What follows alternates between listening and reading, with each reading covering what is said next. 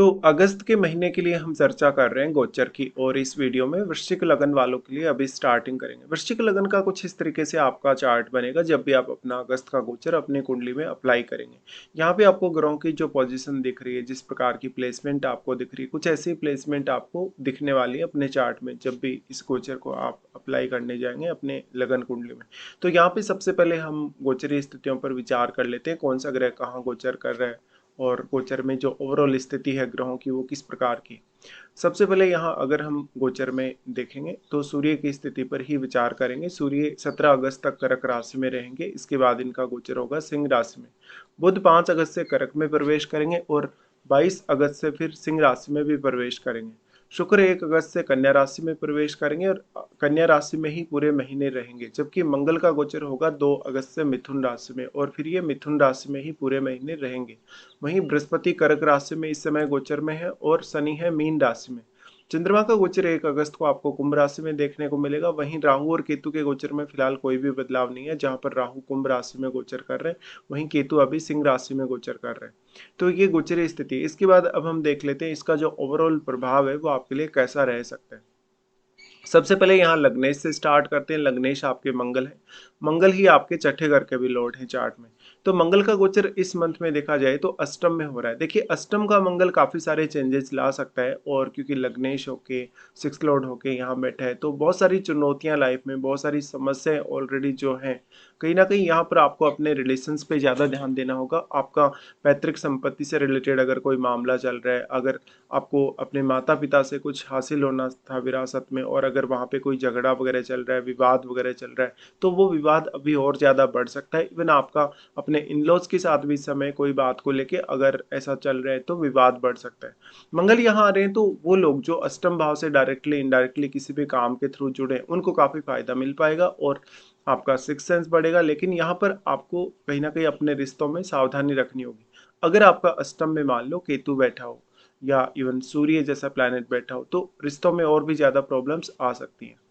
मंगल यहाँ पे है तो अब मंगल के गोचर को देखा जाए तो लगभग 2 अगस्त से वो आ रहे हैं और पूरे महीने यहीं रहेंगे। ऐसे केस में मंगल सबसे पहले आपके प्रभावित कर रहे हैं आपके 11th हाउस को। 11th हाउस को प्रभावित कर रहे हैं मंगल, तो यहाँ वो नीच के शुक्र पर अपनी दृष्टि डालेंगे।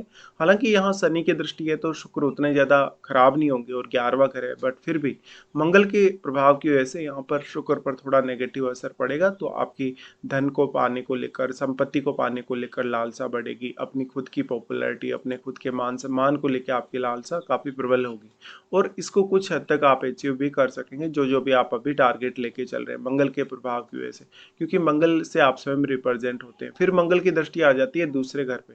दूसरे घर पे मंगल की दृष्टि काफी ज्यादा फेवर करेगी। सिर्फ वाणी को लेके दिक्कतें हो सकती हैं फैमिली के साथ। ऐसे में क्योंकि आपका जो सेकंड हाउस का लॉर्ड है बृहस्पति है और बृहस्पति की स्थिति भी इस समय गोचर में उच्च की है, ऐसे केस में मंगल भी यहाँ आपको काफी सहायता करेंगे अपनी दृष्टि के थ्रू। और यहाँ पर आपको खुद की धन संपत्ति को मैनेज करने, पारिवारिक स्थिति को मैनेज करने में मंगल का बहुत बड़ा रोल यहाँ रहेगा। मंगल उसके बाद दृष्टि डालेंगे थर्ड हाउस पे। थर्ड हाउस पे मंगल की दृष्टि का होना आपको उतना ज्यादा तो फेवर नहीं करेगा, विशेषकर रिश्तों के मामले में। लेकिन यहाँ पर अपने जो रिलेटिव्स हैं, भाई बहन हैं, पड़ोसी हैं, रिश्तेदार हैं, उनके साथ थोड़ा कॉन्फ्लिक्ट दे सकता है। बट आपको कोई भी रिस्क लेने के लिए यहाँ पर मंगल काफी सपोर्ट करेंगे। आपको हार्डवर्क करने के लिए मंगल सपोर्ट करेगा। इसके साथ साथ कोई भी पर्टिकुलर इसमें आप अपनी लाइफ में गोल लेके चल रहे हैं, कोई अपना आप टारगेट लेके चल रहे हैं, तो उसके लिए भी मंगल का आपको बेहद सपोर्ट रहेगा। अब यहाँ जो बैठा हुआ ग्रह है वो भी मंगल के प्रभाव की वजह से काफी ज्यादा एक्टिवेट हो जाएगा। तो अगर थर्ड हाउस में कोई क्रूर प्लैनेट बैठा है तो विशेष तौर पर रिश्तों में कुछ प्रॉब्लम्स आ सकती है। और मंगल का जो यहाँ दृष्टि है इसके लिए भी ऐसा आपको विचार करना चाहिए। उसके बाद यहाँ हम देखते हैं बृहस्पति को। बृहस्पति आपके दूसरे घर के स्वामी और चार्ट में पंचमेश है। बृहस्पति फिलहाल गोचर में रहेंगे नवम भाव में। नवम भाव का बृहस्पति इस बार गोचर में रहेगा सूर्य और बुध के साथ भी।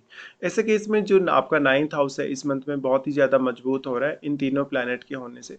तो ऐसे में आप ज्यादा कुछ एक्सपेक्ट कर सकते हैं यहाँ पे अपने हायर स्टडीज को लेके, अपने इवन लक को लेके। अगर आपका चंद्रमा बहुत अच्छा प्लेस्ड है चार्ट में तो आपको काफी ज्यादा यहाँ लक का फेवर मिल सकता है। बृहस्पति यहाँ है तो आपको आध्यात्म की तरफ झुकाएंगे, आपको धार्मिक या आध्यात्मिक कार्यों में रुचि देंगे। साथ ही बृहस्पति यहाँ आ रहे हैं तो बृहस्पति क्योंकि आपके लगन पर दृष्टि डाल रहे हैं जिससे आपको और ज़्यादा पॉजिटिविटी दे रहे हैं लाइफ के प्रति और बहुत ज़्यादा सकारात्मक विचार आपको दे रहे हैं।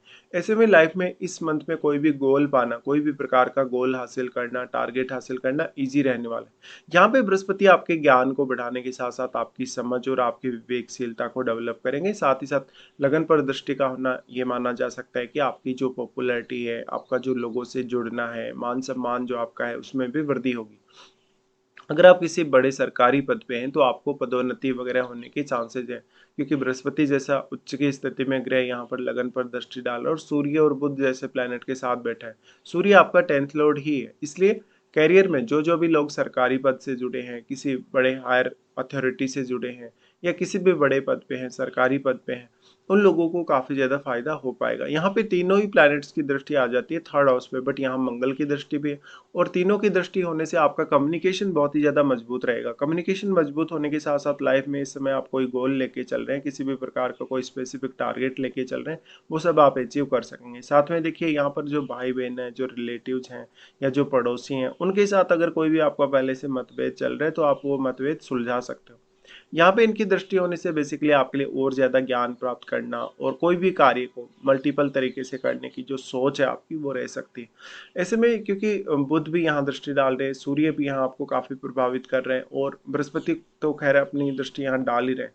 वैसे देखा जाए तो बृहस्पति उच्च की स्थिति में है और अत्यंत शुभ ग्रह होने के नाते 3rd हाउस पे जब वो दृष्टि डाल रहे हैं तो आपको यहाँ कोई भी नेगेटिव प्रभाव नहीं देखने को मिलेगा बृहस्पति जैसे ग्रह का। फिर इनकी दृष्टि आ जाती है यहाँ पे पंचम पे। पंचम पे जो दृष्टि है वो काफ़ी इंटरेस्टिंग है, क्योंकि शनि पर बृहस्पति की दृष्टि पड़ रही है, तो शनि के प्रभाव भी अब बेहतर होने लगेंगे और क्योंकि बृहस्पति यहाँ जो दृष्टि डाल रहे हैं वो शनि के ही घर पे डाल रहे हैं, जबकि शनि स्वयं बृहस्पति के घर में गोचर में भी है। तो यहाँ जो बृहस्पति का रोल है वो काफ़ी बड़ा है और आपको संतान वगैरह की अगर डिले हो रहा है, संतान प्राप्ति नहीं हो पा रही, अगर एजुकेशन में डिले हो रहा है, आपकी संतान की एजुकेशन में अगर डिले हो रहा है या कोई भी अन्य मामले में आपको सोचने, विचार करने, फैसले लेने में काफ़ी अगर दिक्कत आ रही है, तो इस मामले में इनका गुरु का आपको सपोर्ट काफ़ी अच्छा मिल रहा है। साथ ही देखिए मीन राशि पे जब भी इस प्रकार से बृहस्पति दृष्टि डालेंगे तो जो लोग तंत्र मंत्र से जुड़े हैं, साधना वगैरह, सिद्धि वगैरह से जुड़े हैं, उन लोगों को काफ़ी फायदा मिलता है और ऐसे लोग वास्तव में अपने आप को महसूस कर पाते हैं, अपनी प्रगति को वो महसूस कर पाते हैं। इसके बाद देखेंगे शनि को। शनि आपके 3rd और 4th लॉर्ड है। शनि फिलहाल पंचम में गोचर में है, लेकिन इस बार वो अब बृहस्पति की दृष्टि में आ चुके हैं। तो शनि यहाँ आपको कोई विशेष अब डिले नहीं करेंगे। अगर आपके चार्ट के शनि वक्री हैं तो और भी अच्छा। शनि यहाँ पर बैठकर आपको कहीं न कहीं ज़्यादा सीरियस बनाएँगे माइंड के तौर पे, ज़्यादा कहीं न कहीं आपको काम करने के प्रति जिम्मेदारी देंगे या आपको सोचने या विचार करने के प्रति सीरियस बनाएंगे, जिससे आपकी जो भी प्लानिंग है आगे आने वाले समय के लिए, जो जो भी आप प्लान करके चल रहे हो उस पर आप ज़्यादा ध्यान दे सको। यहाँ पे शनि 3rd हाउस के लॉर्ड होने की वजह से और 4th हाउस के लॉर्ड होने की वजह से इन भावों को लेकर विशेष तौर पे आपको एक्टिव बनाए रखेंगे। शनि का दृष्टि सबसे पहले यहाँ आ जाता है सप्तम घर पे। सप्तम घर पे शनि का दृष्टि का आना आपकी पब्लिक इमेज को काफ़ी अच्छा बनाएगा। आपका कोई भी प्रकार का पब्लिक से लेन देन है, कोई भी प्रकार का आपका ऐसा कार्य जो डायरेक्टली इनडायरेक्टली सप्तम से जुड़ा है, तो आपकी पब्लिक छवि काफ़ी बेहतर होगी। आपको लोग बहुत ही एक ईमानदार व्यक्ति के तौर पे जज कर पाएंगे। शनि का दृष्टि फिर यहाँ 11वें घर पे भी रहेगा, जहाँ नीच का शुक्र है, तो शनि कुछ हद तक यहाँ नीच के शुक्र को भी सुधारने का कार्य करेंगे अपनी दृष्टि की वजह से, क्योंकि यहाँ मंगल का दृष्टि है।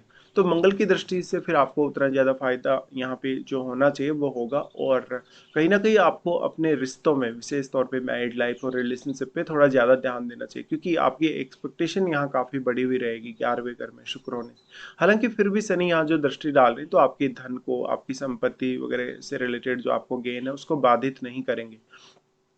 फिर यहाँ पे शनि का जो दृष्टि है यहाँ से फिर आ जाता है सेकंड हाउस पे। सेकंड हाउस पे शनि का दृष्टि का होना काफ़ी इंटरेस्टिंग है वैसे भी, और क्योंकि गुरु के घर पे ये शनि की दृष्टि पड़ रही है तो यहाँ पर आपको फैमिली और लाइफ स्टाइल में कोई बहुत बड़ा उतार चढ़ाव नहीं दिखेगा। यहाँ मंगल की भी दृष्टि है और शनि की भी दृष्टि है। ऐसे में यहाँ एक अच्छा बैलेंस बना के फैमिली के साथ आप चल सकते हो, लेकिन अपनी वाणी को लेकर थोड़ा ध्यान आपको अवश्य रखना होगा। उसके बाद यहाँ पे देखते हैं शुक्र को। शुक्र आपके सप्तमेश और आपके चार्ट में 12वें घर के लॉर्ड है। शुक्र फिलहाल गोचर में देखा जाए तो 11वें घर में चल रहे हैं, नीच की स्थिति में शुक्र चल रहे हैं। देखिए नीच का शुक्र जब जब तक रहेगा आपके यहाँ गोचर में चार्ट में, तब तक वो धन कमाने की इच्छा, लग्जरी पाने की इच्छा, ऐशो आराम की इच्छा, इन सब इच्छाओं को बढ़ाएगा, सौंदर्य के प्रति आपको अट्रैक्ट करेगा। साथ ही साथ शुक्र यहाँ है तो शुक्र क्योंकि अब मंगल से भी प्रभावित है, शनि से भी प्रभावित है, तो थोड़े आप कन्फ्यूजन में जरूर रहेंगे। कि आप यहाँ मंगल के प्रभाव को ज़्यादा फॉलो करें कि शनि के प्रभाव को ज़्यादा फॉलो करें। इस प्रकार से दोनों ही प्लैनेट यहाँ शुक्र को एक अच्छा बैलेंस भी प्रोवाइड कर रहे हैं। तो शुक्र का यहाँ आना आपके नए कुछ कॉन्टेक्ट्स बना सकता है, कुछ नया आपके नेटवर्क में ऐड कर सकता है, आपको कुछ लोगों से वैल्यू मिल सकती है, मान सम्मान प्रतिष्ठा के दृष्टिकोण से। शुक्र यहाँ है तो अपनी धन लग्जरी का ज़्यादा से ज़्यादा जितना ज़्यादा बेहतर उपयोग आप करेंगे उतना अच्छा है। शुक्र की दृष्टि आ जाते हैं फिर यहाँ पंचम पर, लेकिन पंचम में ऑलरेडी शनि और शनि का ही यहाँ प्रभाव ज़्यादा है। वैसे भी शुक्र एक शुभ ग्रह है और शुभ ग्रह होने के नाते अपने उच्च के घर पे जब वो दृष्टि डालेंगे तो आपको कोई भी विशेष नुकसान नहीं करेंगे। लेकिन अगर आपका किसी से कोई प्रेम संबंध है, कोई अफेयर वगैरह, तो उसको लेके थोड़ी सी आपकी चाहत बढ़ जाएगी। उसके बाद यहाँ देखते हैं बुध को। बुध आपके अष्टमेश और आपके चार्ट में 11वें घर के लॉर्ड है। बुध का गोचर फिलहाल 9th हाउस में है और हालांकि फिर वो आपके यहाँ पे 10th हाउस में भी गोचर करेंगे। 9th हाउस का बुध है, देखिए 9th हाउस में बुध का गोचर को देखा जाए तो 5 अगस्त से वो आ रहे हैं। 5 अगस्त से कहीं ना कहीं आपका जो फ्यूचर है, आगे आने वाला जो समय है, उसके लिए काफ़ी अच्छी स्थिति, आप कोई लंबी प्लानिंग करके चलने वाले हैं, कोई बहुत बड़ा गोल अपनी लाइफ में लेकर चलने वाले हैं तो वो आप कर सकते हैं। हायर स्टडीज़ के लिए बुध बहुत ज़्यादा अच्छा रहेगा। सूर्य और गुरु का सपोर्ट मिलने से आपको हायर स्टडीज़ में कहीं ना कहीं सपोर्ट मिल पाएगा। साथ ही जो लोग इस समय विदेश जाना चाहते हैं या किसी अदर स्टेट में, अदर कंट्री में जाना चाहते हैं, उन लोगों को विशेष तौर पे फ़ायदा मिलेगा बुध से। या जो अपने हायर स्टडीज़ में ऑलरेडी इन्वॉल्व हैं कहीं ना कहीं, बुध का दृष्टि फिर इन तीनों ही प्लैनेट्स के साथ थर्ड हाउस पे आ जाता है, जहाँ पर आपका थर्ड हाउस काफ़ी एक्टिव भी हो जाएगा और थर्ड हाउस के लिए आपके लिए कार्य करना ईजी हो जाएगा। अगर आपका किसी से कोई विवाद चल रहा है अपने घर में, परिवार में, पड़ोसियों से, तो वो कुछ हद तक हल होगा। लेकिन यहाँ कम्युनिकेशन आपका बेहद मजबूत होगा क्योंकि सूर्य जैसा प्लैनेट साथ है, बृहस्पति भी उच्च के हैं, तो कम्युनिकेशन पे और अपनी खुद की एबिलिटी पे आपको ज़्यादा से ज़्यादा ध्यान देना चाहिए। फिर यहाँ से बुध अपना राशि परिवर्तन कर लेंगे, 10th हाउस में आ जाएंगे, जहाँ पर वो 11वें घर के लॉर्ड और अष्टम के लॉर्ड हैं। तो आपका अगर अष्टम से रिलेटेड कोई भी काम है डायरेक्टली इनडायरेक्टली, तब तो बुध के साथ यहाँ केतु हैं, फिर भी आपको काफ़ी सपोर्ट मिलेगा। बट अन्यथा हो सकता है आपको कैरियर को लेकर थोड़ा कन्फ्यूजन हो, कैरियर को लेकर थोड़ी असंतुष्टि हो। बट आपके चार्ट में अगर बुध वक्री स्थिति में नहीं है तो बुध यहाँ फिर भी आपकी सहायता कर सकते हैं, क्योंकि बुध यहाँ आगे बढ़ रहे हैं, जबकि केतु आपका ऑपोजिट डायरेक्शन में आ रहे हैं आपके 9th हाउस की तरफ। तो बुध का गोचर ऑलमोस्ट आपके लिए अच्छा ही साबित होगा। उसके बाद यहाँ पर देखते हैं चंद्रमा को। चंद्रमा 9th हाउस के लॉर्ड है। स्टार्टिंग में चंद्रमा रहेंगे 4th हाउस में, जहाँ पर वो राहु के साथ स्थित रहेंगे। देखिए स्टार्टिंग की स्थिति उतनी बेटर नहीं कही जा सकती। शुरुआती 1-2 दिन के लिए आपके ऊपर बहुत ज़्यादा स्ट्रेस और एंग्जाइटी जैसा इशू रह सकता है लाइफ में। इस प्रकार से जो दृष्टि पड़ रही है यहाँ पर, कुल मिलाकर चंद्रमा की जो 10th हाउस पे दृष्टि पड़ रही है, वो भी आपकी उतनी ज़्यादा मदद नहीं कर पाएगी। और चंद्रमा के साथ राहु होने से आपकी मानसिक स्थिति पे विशेष तौर पे असर पड़ेगा और पारिवारिक रिश्तों पर भी। चंद्रमा फिर आ जाते हैं पंचम में, जहाँ पर वो शनि के साथ रहेंगे। देखिए शनि के साथ चंद्रमा रहेंगे तो आपको काफ़ी स्ट्रेस क्रिएट हो सकता है, निर्णय लेने में दिक्कत हो सकती है, लगभग प्रत्येक कार्य में आपको डिले हो सकता है।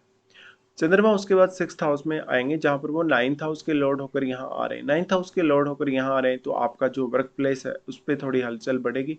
आपके ऊपर कोई नई जिम्मेदारी, कोई बड़ी जिम्मेदारी, कोई स्पेशल जिम्मेदारी आ सकती है। चंद्रमा 6th हाउस में आ रहे हैं तो आपका जो डेली लाइफ का प्रेशर है आपके ऊपर, जो रूटीन का जो प्रेशर है वो थोड़ा बढ़ जाएगा।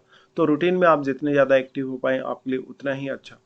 चंद्रमा फिर सप्तम में आएंगे, जहाँ पर वो आपकी मैरिड लाइफ को काफ़ी ज़्यादा बैलेंस में ला देंगे। अगर आपका अभी तक कोई विवाद चल रहा है अपने पार्टनर के साथ, कोई बहुत बड़ा डिस्प्यूट चल रहा है, तो ऐसे में चंद्रमा का आपको बेहद सपोर्ट मिलेगा, भले ही थोड़े ही समय के लिए सही, लेकिन मिलेगा। उसके बाद हम देखते हैं सूर्य को। सूर्य 10th हाउस के लॉर्ड हैं। स्टार्टिंग में 17 अगस्त तक सूर्य की स्थिति नवम में ही। नवम में जब तक सूर्य रहेंगे आपका भाग्य बहुत प्रबल रहेगा, बहुत ही मजबूत रहेगा। तो यहाँ पर सूर्य से आपको सबसे बड़ा फायदा ये है, 17 अगस्त तक कर्क में रहने हुए तक आपका सूर्य दृष्टि डालेगा थर्ड हाउस पे, जहाँ थर्ड हाउस को भी वो एक्टिवेट करेगा। और क्योंकि बुध और बृहस्पति दोनों के साथ ही ये इनकी दृष्टि पड़ रही, तो कोई भी कठिन से कठिन कार्य करना, कठिन से कठिन चीज़ों को सीखना, एनालाइज करना, या कोई भी स्पेसिफिक कार्य आपका करना हो आपको जो डायरेक्टली इनडायरेक्टली थर्ड हाउस से संबंधित हो, तो आपको यहाँ पर इनका सपोर्ट बेहद अच्छा मिल रहा है। कुल मिलाकर देखा जाए तो जो यहाँ पर सूर्य का प्रभाव है उसकी वजह से आपका थर्ड हाउस काफ़ी एक्टिवेट रहेगा तो आप में ऊर्जा अधिक होगी। ऊर्जा अधिक होगी तो आप अपना काम अच्छे से कर पाएंगे, काम पे फोकस बहुत अच्छे से कर पाएंगे।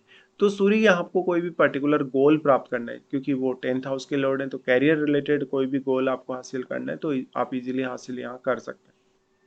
सूर्य फिर 10th हाउस में आ जाएंगे। 10th हाउस में सूर्य वैसे तो अपने 84 में आएंगे, लेकिन ऑलरेडी यहाँ केतु का ट्रांजिट है। तो सूर्य जब तक लगभग 10-12 डिग्री तक नहीं जाएंगे तब तक आपको कोई विशेष प्रभाव सूर्य का दिखेगा नहीं। तो यहाँ सूर्य के लगभग 14-15 डिग्री के आसपास पहुंचने तक आपको उनका असर दिखने लगेगा, क्योंकि फिर वो केतु को पार करके आगे निकल जाएंगे। यहाँ पर आपको कैरियर पर विशेष तौर पे फोकस करना चाहिए। आपको अगर प्रमोशन वगैरह मिलने वाला है, अगर कुछ कैरियर में कुछ आप बड़ा चेंज करने को देख रहे हैं, तो ऐसे में सूर्य आपको बेहद सपोर्ट कर सकते हैं। सूर्य हालांकि यहाँ भी दृष्टि डालेंगे, बट सूर्य यहाँ आपको कोई विशेष सहायता नहीं कर सकेंगे 4th हाउस पे अपनी दृष्टि होने की वजह से, क्योंकि यहाँ राहु का गोचर है ऑलरेडी। तो सूर्य का सबसे अच्छा गोचर, सबसे प्रभावशाली गोचर आपको नवम भाव में कर्क राशि में ही देखने को मिलेगा। अब हम देख लेते हैं आपके लिए कौन कौन से आपके लिए अच्छे दिन है, कौन कौन से कुछ खराब दिन है वृश्चिक लगन वालों के लिए। राहु और केतु पर इस समय कोई भी चर्चा हम नहीं कर रहे ऑलरेडी, क्योंकि इन पर काफी बार पहले भी चर्चा हो चुकी है, तो उसमें कुछ नया अभी है नहीं। उसके बाद हम देख लेते हैं यहाँ पे अच्छे दिन। तो अच्छे दिनों में सबसे पहले देखा जाए तो 7 से 10 तारीख तक और 22 से 24 तारीख तक आपके लिए सबसे बेस्ट दिनों में यही दिन बस रहेंगे। अगर आपको कोई भी काम है जो बार बार अटक रहा है, जिसमें आपको कहीं ना कहीं सपोर्ट नहीं मिल पा रहा, आप काम को बहुत अच्छे से नहीं कर पा रहे, तो आप इन दिनों का चुनाव कर सकते हैं। फिर कौन कौन से ऐसे दिन हैं जो थोड़े प्रॉब्लमेटिक रहेंगे? जब चंद्रमा आपका मेष राशि में गोचर करेगा 14 और 15 को, 14 और 15 को विशेष तौर पे आपको काफ़ी ज़्यादा स्ट्रेस रह सकता है, एंग्जाइटी रह सकती है, क्योंकि चंद्रमा छठे घर से गुजरे। छठे घर से चंद्रमा के गुजरने की वजह से मेनली आपको रूटीन लाइफ पे ज़्यादा ध्यान देने की आवश्यकता है, रूटीन लाइफ को बहुत ज़्यादा कंफर्टेबली बिताने की आवश्यकता है। चंद्रमा इधर से गुजर रहे हैं तो आपके ऊपर कोई बहुत बड़ी जिम्मेदारी आ सकती है, कोई बहुत बड़ा आपके ऊपर स्ट्रेस जैसी स्थिति आ सकती है, एंग्जाइटी या स्वास्थ्य को लेकर कुछ दिक्कतें आ सकती हैं।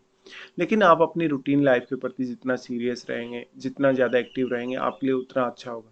चंद्रमा फिर आ रहे हैं मिथुन में। मिथुन में वो आपके अष्टम में आ जाएंगे। मिथुन में अष्टम का चंद्रमा आपको हालांकि हेल्प करेगा कुछ हद तक रिसर्च वगैरह करने, या अष्टम भाव से रिलेटेड आपका कोई भी काम है तो, बट ये रिश्तों के लिए अच्छा नहीं है, रिश्तों में गलतफहमी उत्पन्न कर सकता है। ससुराल पक्ष से जरूर आपको थोड़ी मदद दिला सकता है। तो 9 और 10 ऐसा समय है आपके लिए जब आर्थिक रूप से कुछ बड़ा चेंज आपकी लाइफ में आना चाहिए। लेकिन यहाँ पर 9 और 10 को आपको थोड़ी प्रॉब्लम होगी, क्योंकि यहाँ पर आपके ऊपर स्ट्रेस और एंग्जाइटी जैसी सिचुएशन रहेगी। चंद्रमा फिर जा रहे हैं आपके 12वें घर में। 12वें घर में वहाँ पर वो 17 से 19 तक रहेंगे। तो 3 दिनों तक के लिए चंद्रमा का ये वाला गोचर आपको काफ़ी स्ट्रेस दे सकता है, आपको असमंजस की स्थिति दे सकता है, लेकिन क्रिएटिव टैलेंट काफ़ी अच्छा देगा। साथ ही कोई बड़ा निर्णय आपको लेना हो तो इन 3 दिनों को आप अवॉइड करें। साथ ही साथ आपका कोई भी पेंडिंग खर्चा जो आपने अभी तक किया नहीं, या जिस खर्चे को आप अभी तक बचाने जा रहे थे, वो खर्चा अब हो सकता है 17 से 19 तक। तो ये कुछ प्रॉब्लमेटिक दिन है आपके लिए, स्कॉर्पियो वालों के लिए। तो फिलहाल आपको वीडियो देखने के लिए धन्यवाद।